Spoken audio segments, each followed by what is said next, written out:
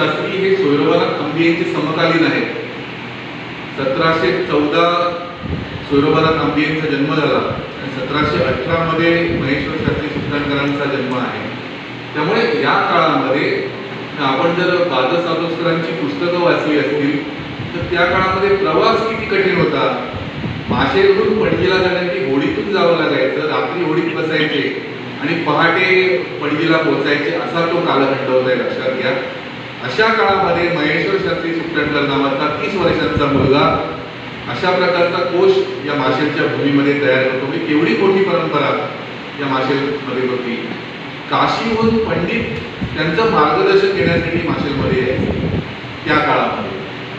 आज इंटरनेटच्या एका क्लिकवरती आपल्याला सगळं ज्ञान उपलब्ध असतं, परंतु त्या काळामध्ये असे 80 कोश मुखोद्गत करून एक प्रमाणबद्ध असा 30 वर्ष अमरविवेकच्या रूपात महेश्वर शास्त्रींनी त्या काळात निर्माण केला.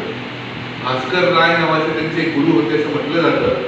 शांतादुर्गेचे उपासक होते. नारव्याच्या सप्तकोटीश्वराच्या मंदिरामध्ये त्यांचं वास्तव्य होतं आणि त्यांचा सहवास त्यांना लाभला असं सांगितलं जातं. अनेक ग्रंथ आहेत. अमरविवेकचा मी उल्लेख केला.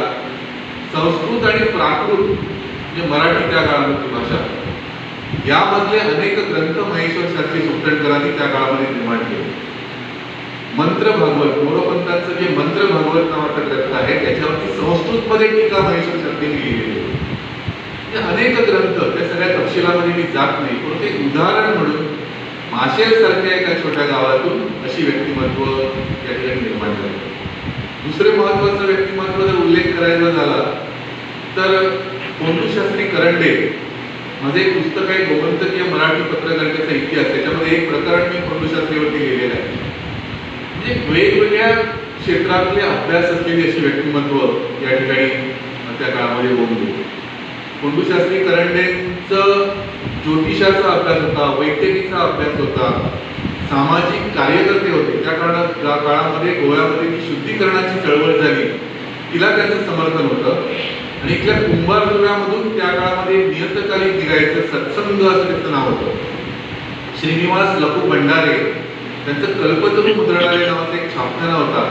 त्याच्यात ते सत्संग नावाचं नियतकालिक 1902 ते 1908 6 वर्ष ते नियतकालिक या कुंभारजुव्याच्या परिसरामधून निघालं आणि त्याचं संपादन कोंडूशास्त्री करंडे करत. आणि ते जर सत्संगाचे काही अंक आपल्या सेंट्रल लायब्ररीमध्ये आधी उपलब्ध आहेत. आपण जर बघितले तर अत्यंत डौलदार, प्रगल्भ, अभिजात अशी मराठी भाषा आपल्याला त्या ग्रंथातून, त्या सत्संगाच्या अंकामधून आपल्याला वाचायला मिळेल. सांस्कृतिक अंतरंग फक्त एक एपिसोड जाऊन असू शकता. म्हाका दिसता ह्या पुढच्या महिन्यात 18 months, not 1 year, 18 months, more books will come. This is the first episode of that. I feel that she should have बरी तिजोरी ताची भरलेली आसा आणि दुसरे किंवा हे तिसरे बूक आणि ताचे तुम्ही म्हणटा तसे इतिहास घालून येऊ शकता.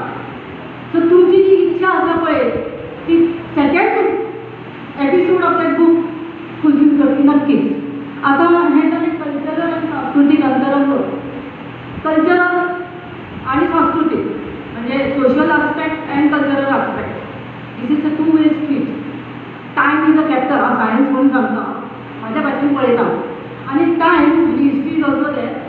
दीस कल्चर अँड सोसायटल इफेक्ट जर तुमकां जाय, सोसायटल एज चेंजीस डेव्हलपमेंट जाता, कल्चरल इफेक्ट जाता with respect to time.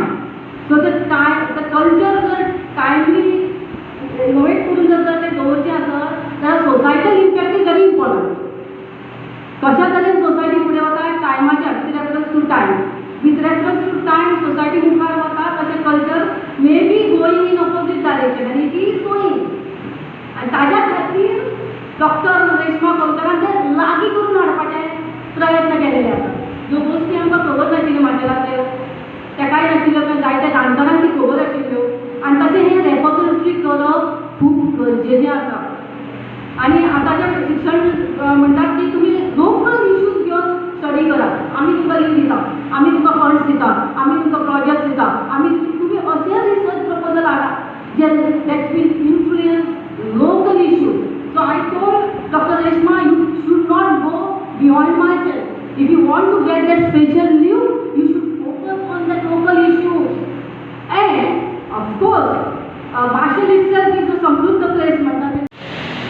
तुमच्या मुखार हाडपाक संजना पब्लिकेशन्साक एक वेगळो आनंद आसा.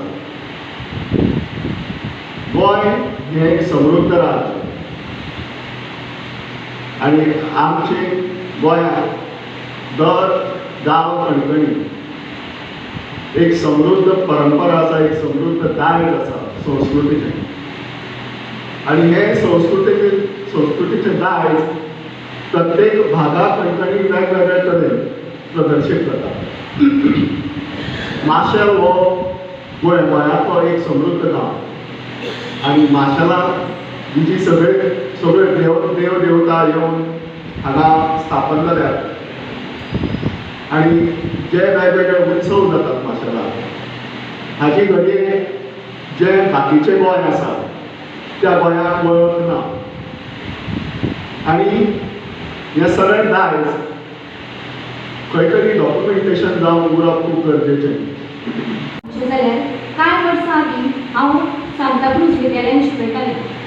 तेन्ना म्हाका थंय एक शिक्षक आशिल्ले शिवा फुलकर नांवाचे.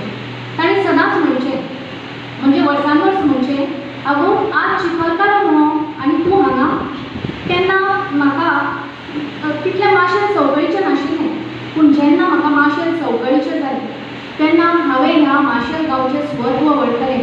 आनी जश्यो आमी माशेलाच्यो महाशाळेच्यो वाटो झुरयल्यो तशें म्हाका हांगा संशोधनाचें भांडारूच हाताक लागिल्लें अशें जालें. आनी तेन्ना हांवें संशोधन करपाक सुरवात केली. वरगांव गांवांत आस्पाविल्ल्या ह्या सुकुल्ल्या गांवांत म्हणचें नांव एक वाटो तो माशेल पयलीं आशिल्लो.